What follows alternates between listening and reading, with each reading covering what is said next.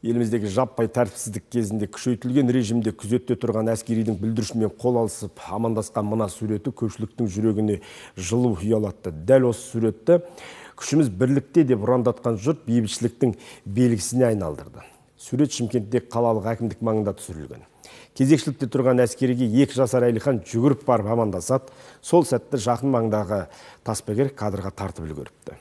Ал бүлдіршіннің ата-анасы суреттің желіге тарап жұрттың бір кереметтей ыстық ықыласына бөлінетінін білген жоқпыз дейді. 7 қаңтардың қара суық таңы. Елдегі болған бүліктен бейхабар сәби бірер күн бойы үйден шықпаған соң алаңда асыр салып жүгіріп жүр. Қадам сайын қаптаған әскерлерді көріп таңсық көрініске таңғалған бүлдіршін автомат асынған арнайы киімдегі әскерлерге барып қол беріп амандасқан. Тура осы сәт кадрға ілініп, күшіміз бірлікте деген бейбітшілік символына айналды. Әлеуметтік желіге тараған бұл суреттің басты кейіпкері Әлихан Аманжол 2 жаста екен. Әкесінің сөзінше жұрт қаймығып жатқанда көптің көңіліне жылу ұялатқан сәтті ешкім суретке түсіріп алады деп ойламапты. Бүлдіршіннің бұл әрекетіне әулеті мен балабақшадағы тәрбиешілерінен бөлек ел сүйсініп жатыр. Адамдарды еш жатырқамайды. Көрген адаммен бәрінен мен өзімде үйретемін, үлкен кісілермен амандас деген сияқты.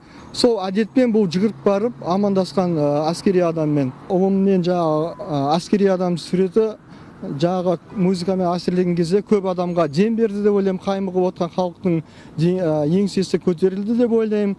Ал сәбидің сәлемін қабыл алған Шахрух Хасанов бүлдіршіннің бұл әрекетіне өзім де тәнті болдым дейді. 66-98 әскери бөлімнің бақылаушы маманы 3 күн бойы алаңда ел тыныштығын торуылдап тұрған екен. Бірер күннен бері үй бетін көрмеген 2 баланың әкесі кішкентай Әлиханның қолын беріп амандасуы басқаша әсер қалдырды дейді. Күнде қару-жарақпен бүйтіп ондай нәрседе тұрғанымыз көрмегеннен кейін, сол жүрек жұтып сол адамдар арасынан жүгіріп келіп қолын созғаннан кейін мен де жүрегім езіліп, жас баланың қолын қайтармай амандастым. Ол суреттің негізі түсірілгенін мен де байқамадым.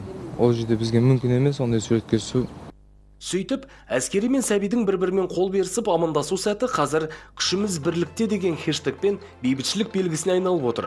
Бүлікшілердің бүлдіруінен жүректі қорқыныш емес, уайым билеген сәтте ел үшін қайратын қайраған қызметкерлерді осы бір сурет қанаттандырды дейді қалың қауым.